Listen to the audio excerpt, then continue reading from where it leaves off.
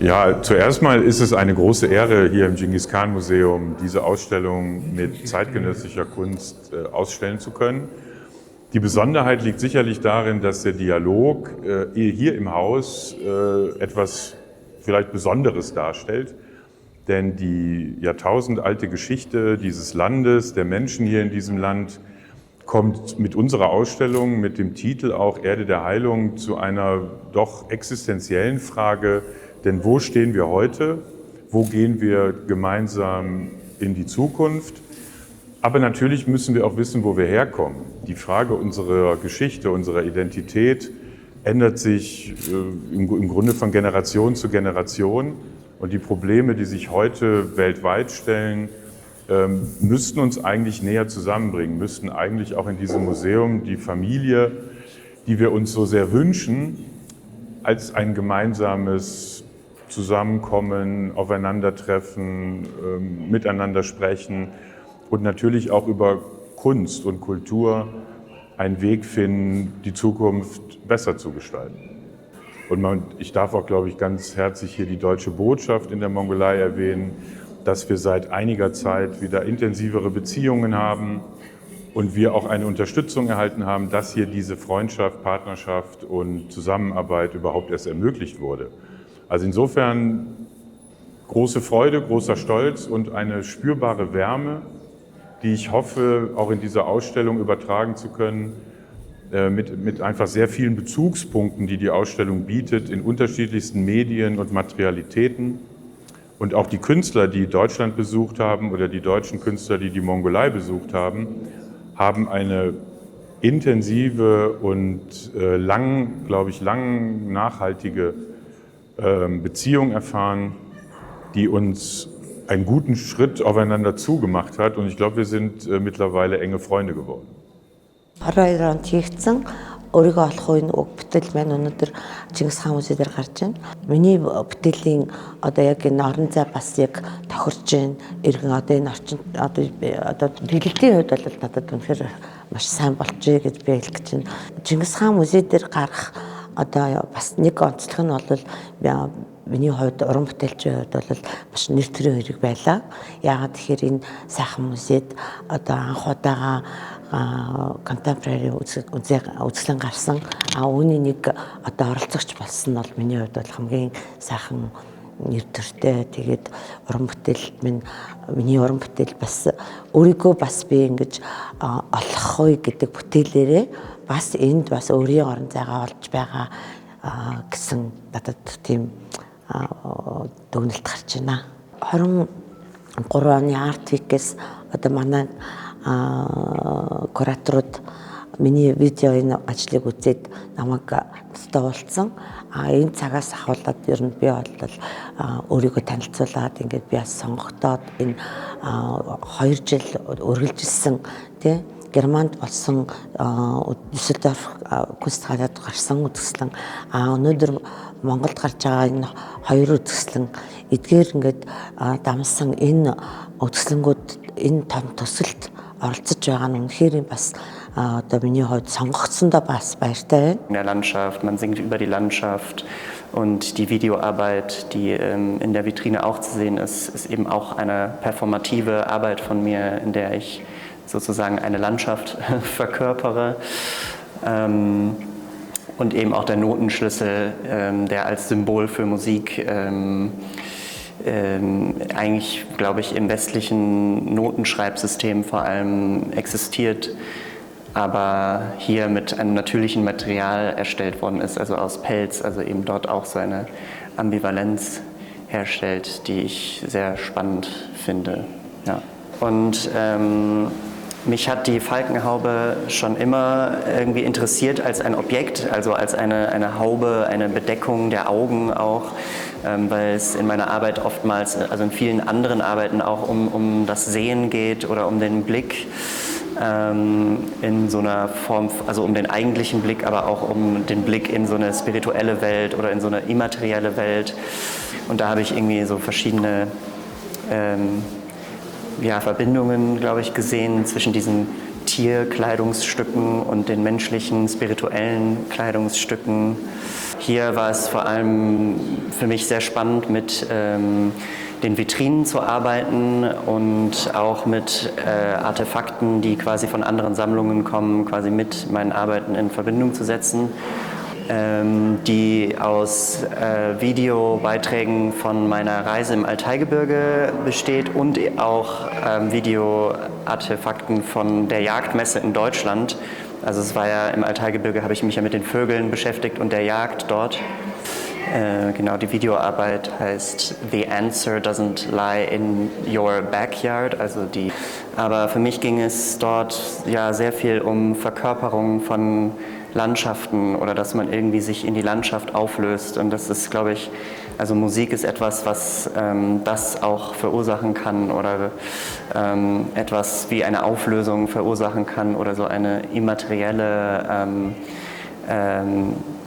Verbindung zwischen den Dingen irgendwie herstellt. Düsseldorfын Kunsthalлийн музейд одоо уран бүтээлч ахаа зүгээс яг ингээ Монголоо төлөөлж оролцох болсондоо миний хувьд маш их баяртай байсан.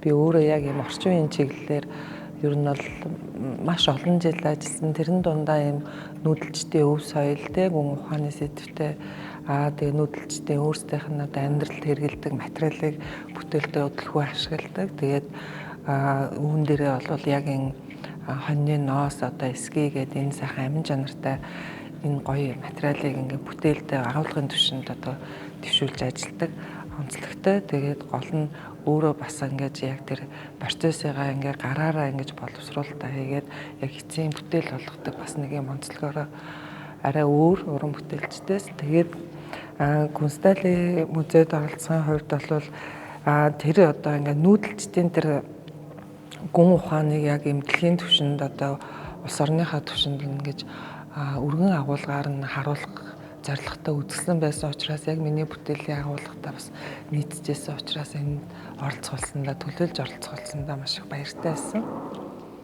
Орчин цагийн нүүдэлчдийн хүрэг гэсэн тийм хүргүүдийн цуврал бүтээлээрээ ингэж оролцсон байгаа. Тэгээд ангаагч ихтлэхий гэдэг маань болохоор ингээд нүүдэлчд бол удирлынхаа харан шиг байгалийнхаа тогтцтой зохицон амьдарч тэ өөхтөө өгж авахтаа авж ингээд хоорондын зохицолтойгоор ингээд маш гоё юм уялдаа холбоотой өчнөө 100 жил өнөө хүртэл амьдарсан тийм түүх уламжлалтай энэ үүгээр болохоор байгалийн онгон тагшнаар нь авч үлдсэн гэдэг тодтолтой хэдий ч гэсэн сүүлийн нэг 30 жилийн одоо энэ суурь иргэншил болон одоо энэ капитализмын гэсэн тодтолтой энэ нийгмийн харилцаанд орж ирснээр нүүдлийн соёл маань болон байгаль ихтлэхийн одоо байгаль орчны асуудал бол маш хурцаар тавигдаж эхэлж байгаа. Тэгээ үүнтэй уялдуулаад яг уран бүтээлчийн зүгээс биднүүсийн өв соёл өнөө хүртэл одоо энэ байгаль ихтлэгийн хор хөнөөлгүй те хоорондоо уялдаа холбоотой ингээд цаашдаа ч гэсэн ингээд амьдрах боломжтой байдал яагаад биднээс одоо өнөөдөр асар хурдтайгаар ийм одоо буруу алхмуудыг одоо амьдралдаа нэвтрүүлж хийгээд байгаа юм бэ гэсэн санааг одоо миний бүтээлтэй уялдж байгаа. Тэгээ үүн дээр нөгөө нэг өнөө цагийн орчин цагийн хөргүүдэд маань болохоор ялангуяа нөгөө нэг байгаль орчны энэ асуудлуудыг бас энэ хөргүүдээрээ харуулахыг зорьсон.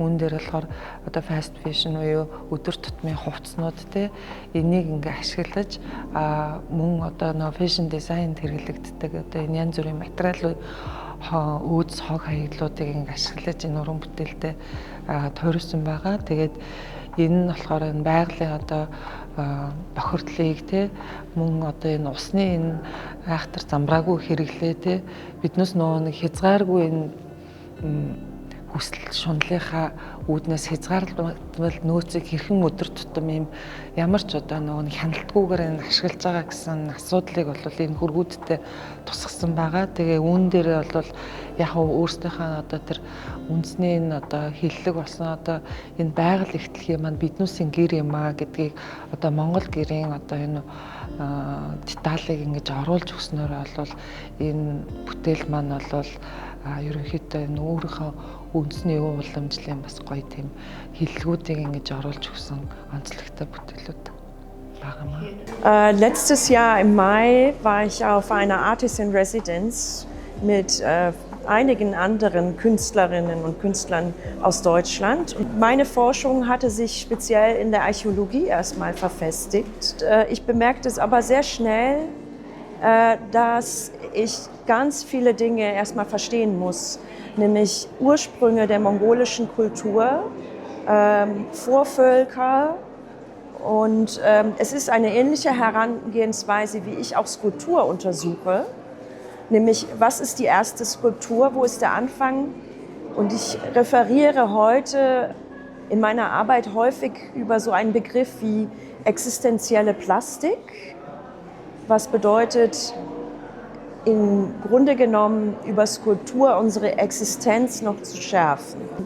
Ich habe über diese Residenz, die ich machen durfte, angefangen darüber nachzudenken, Erde abzuformen, Erde mitzunehmen, sie zu transformieren.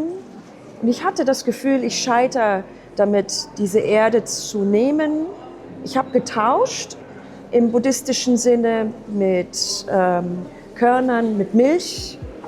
Und trotzdem hat es sich falsch angefühlt. So habe ich aber trotzdem etwas gemacht. Ich zeige im Grunde genommen nicht die figurative Präsenz, sondern ich zeige das Negativ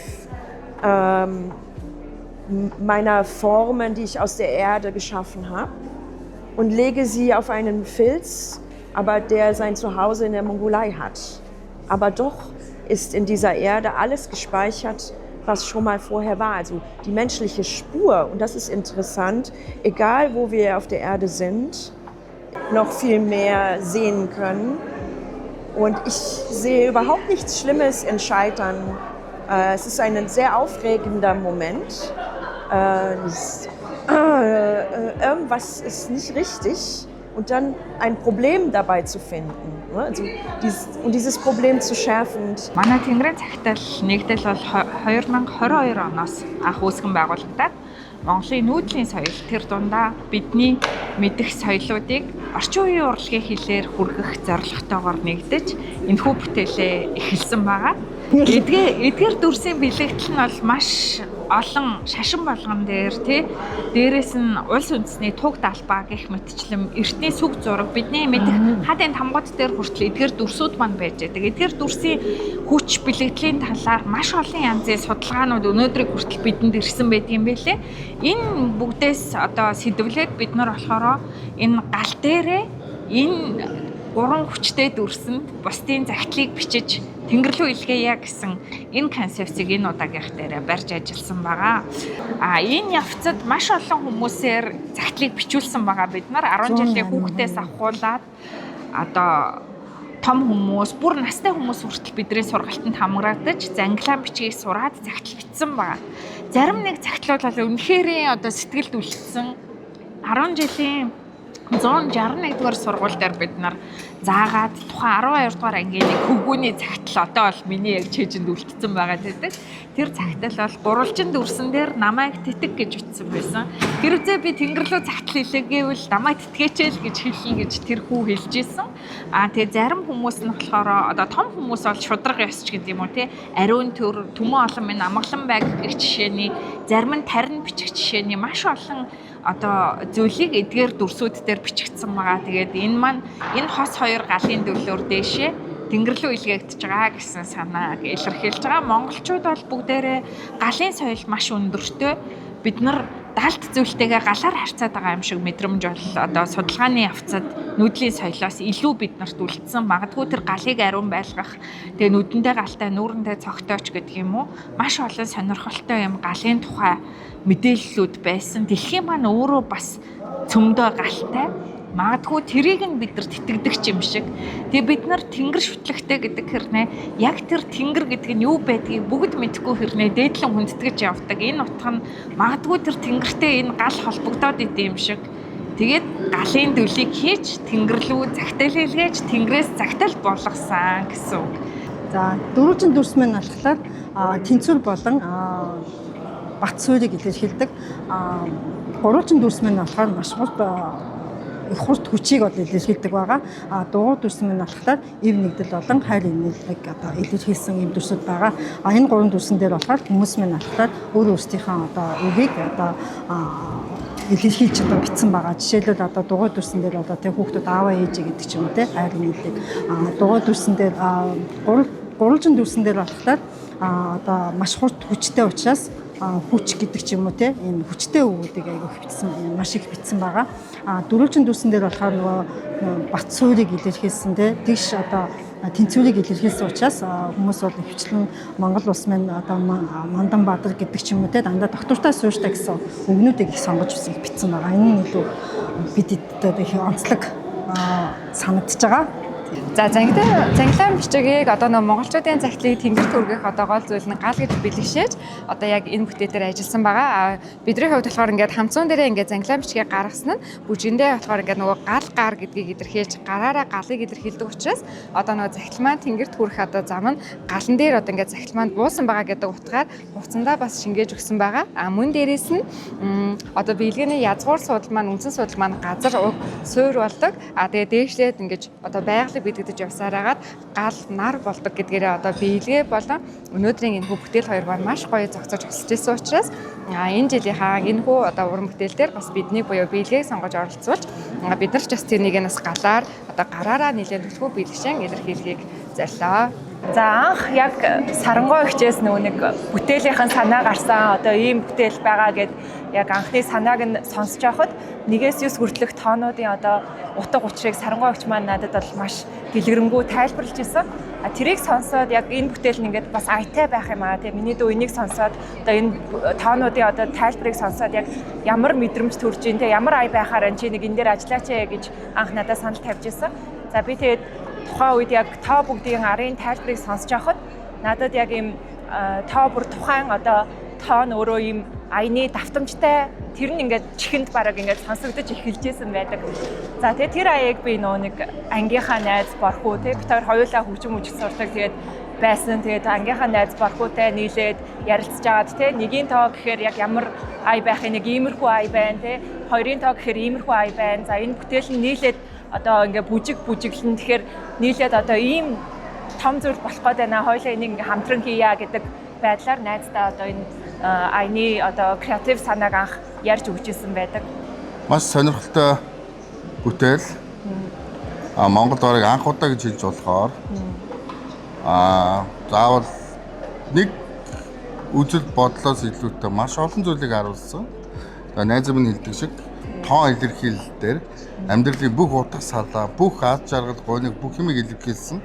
Ийм сайхан бүтээл хэв шинжил болсон. Тэгээд арт ахуулаад, арт бүтээлээсээ бас ахуулаад дэлгэрэнгүй, өв соёл бүх юмыг шингээсэн болохоор энэ бол маш одоо тийм цогц ерөөдөө маш гоё бүтээл болсон болоо гэж бодож байна.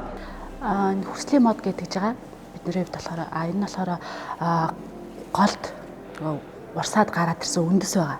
Үндсийг дээш нь харуулад ерөөхдөө бол ингэж янзлаад тэгэхэд тавьчихсан байгаа. Тэгээ энэ хүслийн мод гэдэг нь болохоор яагаад бид нар хүслийн мод бэ гэхээр тэнгэр гэдэг маш том оршихуй байгаа шүү дээ.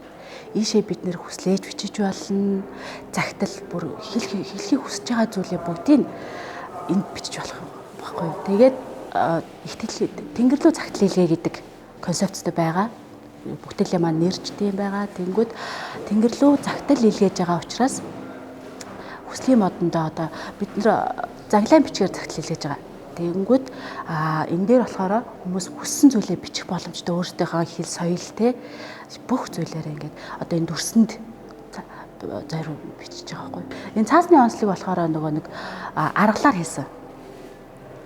Тэгээд хомоол аргал байгалийн гаралтай.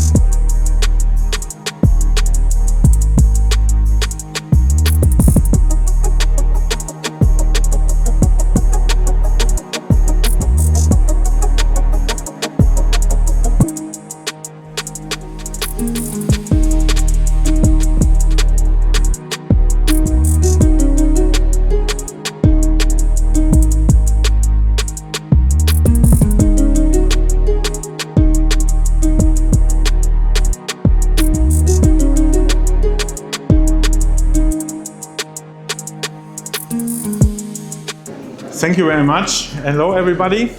Yes, dear friends, it's just an honor to stay here today. Yeah, we are on 9th floor, but actually the exhibition starts at 1st floor.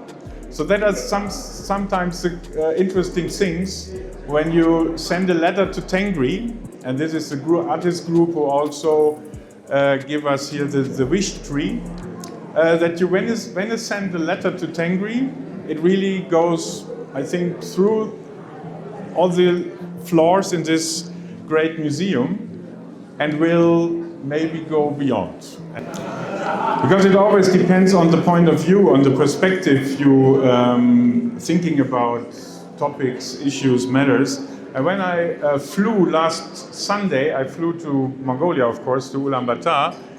In the Miat plane was this brochure, this magazine. Maybe you know, you have heard about or you have read it.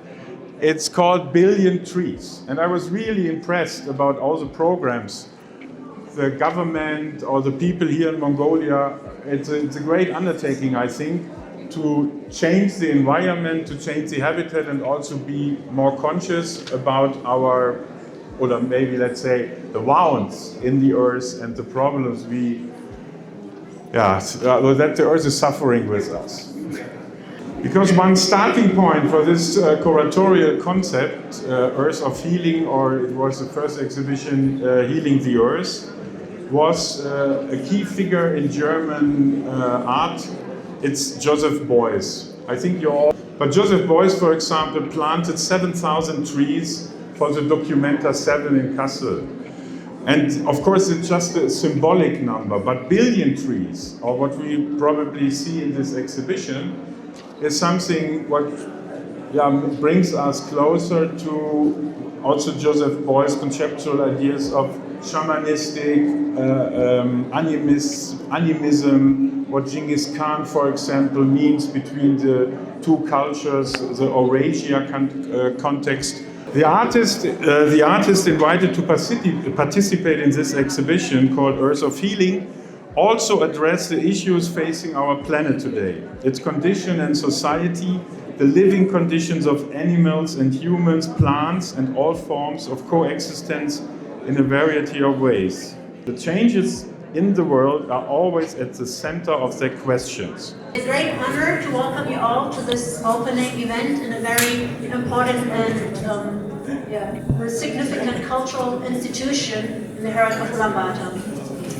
As we already heard, this exhibition forms part of the artistic collaboration of 50 years anniversary we celebrated last year. So the project was also already conceptualized last year, and we're very happy that this year we could have this exhibition in Genghis Khan Museum as also one of our last events here in Ulaanbaatar, and also looking ahead to next year. So as a bridge between years, and not only a bridge between cultures, but also a bridge between years and our work we do here. This exhibition also resonates politically. Last year we elevated our partnership to a strategic partnership. And standing here in 25, we can see how our cultural ties and partnerships and cooperation has intensified.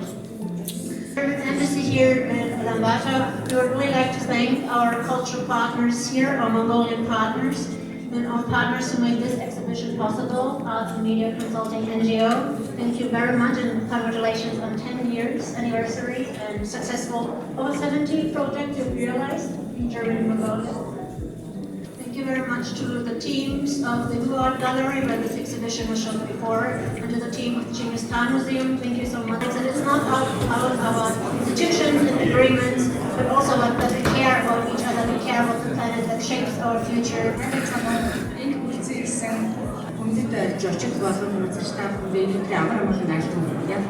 Герман Монголын дипломат харилцаа тогтоосны 50 жилийн ойн хүрээнд Чингис хаан үндэсний музей, соёл урлаг хэвлэл мэдээллийн төслийн менежмент зөвлөгөө төрийн бас байгууллагатай хамтран амгаагч их дэлхий орчин үеийн урлагийн олон улсын үзэсгэлэн Монголын ард түмэндээ хүртэл болгон Чингис хаан үндэсний музей 40 хоног дэглэн үзүүлэх гэж бид туйлын таатай байна.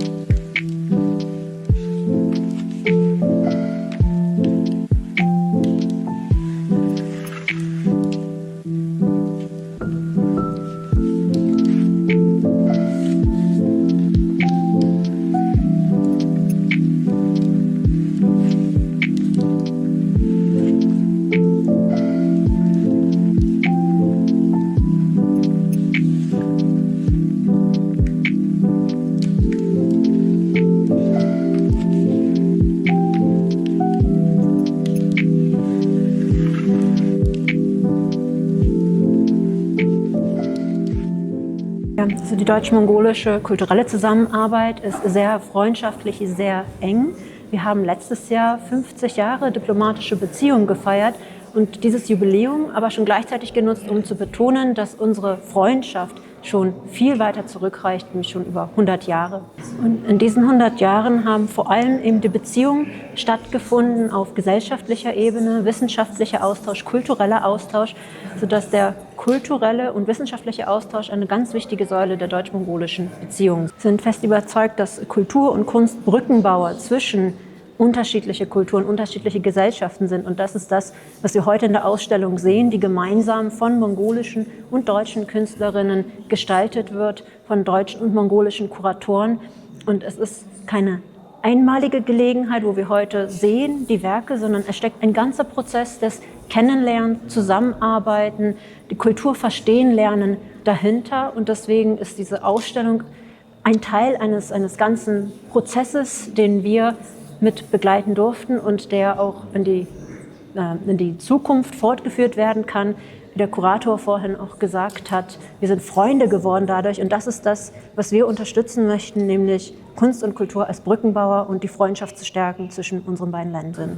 За тэгэхээр энэхүү төслийг бол бид нар анх гол нь Монгол улсын гадаад харилцааны гадаад бодлогын зөөлөн хүчний бодлогын хүрээнд хоёр улсын хооронд соёлоор дамжуулаад салбар хоорондын хамт ажиллагаанд хэрхэн бас одоо бид нар өнөөдөр 21-р зуунд ажиллаж амьдарч байгаагийн хувьд тийм ээ бид нар тулгамж байгаа асуудлыг түүх, археологи, соёл, уламжлал за мөн одоо орчин үеийн урлагтай хэрхэн холбож одоо иргэдэд тийм ээ үзэгчдэд урлаг судлаачдад уран бүтээлчдэд төлөвлөх вэ гэж одоо бид нар хамтдаа 2019 онд анх одоо хамтран зохион байгуулагч маань сууж ярилцж байсан. Энэхүү төсөл маань ихтлэгийг ангаах уу буюу одоо ангагч сэлгийг гэсэн энэхүү 3 шатлалтай төсөл маань Монгол-Германы дипломат харилцааны 50 жилийн ойн хүрээнд буюу 2024 онд одоо эхлэлээ тавьсан. За эхний хэсэг дээр бол ихтлэгийг ангаах үзэсгэлэн маань Kunsthalle Герман улсын одоо Kunsthalle Düsseldorft нийтдээ 18 уран бүтээлч. Энэ дундаа Монголын 10, одоо Германы 8. За тэр дундаа бол дэлхийд нэрд гарсан 1921-ээс 1986 онд ажиллаж амьдарч байсан уран бүтээлээ туурж байсан уран бүтээлч Германы нэрд уран бүтээлч Josef Beuysийн одоо бүтээлүүдийг мөн оролцуулан ингээд бид нараа өнгөрсөн он маш амжилттайгаар Kunsthalle Düsseldorft үзэсгэлэнгээ танилцуулсан байж байгаа. Тэгэхээр хоёр дахь энэхүү төслийн хоёр дахь шат нь бол бид нар Германы 5 уран бүтээлч өнгөрсөн он 24 онд Монгол улсад хүрэлцэн нээж уралмаар тус бүр сарын хугацаанд өөр өөрийн сэдвийн дагуу Монгол улсаар аялаж судалгаагаа хийсэн. Ингээд энэхүү судалгааныхаа одоо үр дүнг бид нар энэ жил буюу одоо 25 онд 10 сард бид нар Хүү арт галерей дээр одоо ингээд өнөөдөр бид нар Чингис хаан үндэсний музей дээр болоод төлөвлөж байгаамаа. Тэгэхээр энэхүү төслийн хамгийн гол утга учир нь юу вэ гэхээр 2024 оны 2 сард Германы ерөнхийлөгч Монгол улснаа одоо манай Монгол улсын ерөнхийлөгчийн урилгаар хүрэлцэн ирсэн байж байгаа. Энэхүү айлчлалын үеэр манай хоёр улсын хооронд стратегийн түншлэл бий болсон. Тэгэхээр энэхүү стратегийн түншлэл гэдэг маань зөвхөн эдийн засаг, улс төр, боловсрол, шинжлэх ухаан, төдийгүй мөн соёл урлагийн салбар дээр хүртэл түншлэл маань бий болсон. Тэгэхээр бидний одоо та бүхэндээ Монгол та бүхэндээ танилцуулж байгаа энэхүү ангаах чиглэлийг гэсэн үзэсгэлэн маань нэг талаас төслийн маань сүүлчийн тайлан боловч нөгөөтэйгөр хоёр улсын хооронд тогтоосон түншлэлийн тийм ээ одоо хоёр жил хийсэн үр дүн бас зөөлөн хүчний бодлогын хүрээнд бас соёл урлаг маань хэрхэн хөгжиж байгаа, хоёр улсын хоорондын хамтын ажиллагаа хэрхэн явагдаж байгаа гэж байгаа үр дүн бас тайлбарлаж байгаа үзэсгэлэн болж байгаа онцлог байгаамаа. Чингис хаан үндэсний музей одоо байгуулсан цагаас эхлэн гадаад дотоодын томоохон үзэсгэлэн дипломат харилцааны хүрээнд хийж байгаагийн хүрээнд одоо дипломат харилцаа тогтоосны 50 жилийн хүрээнд хоёр томоохон үзэсгэлэнг хийж байна.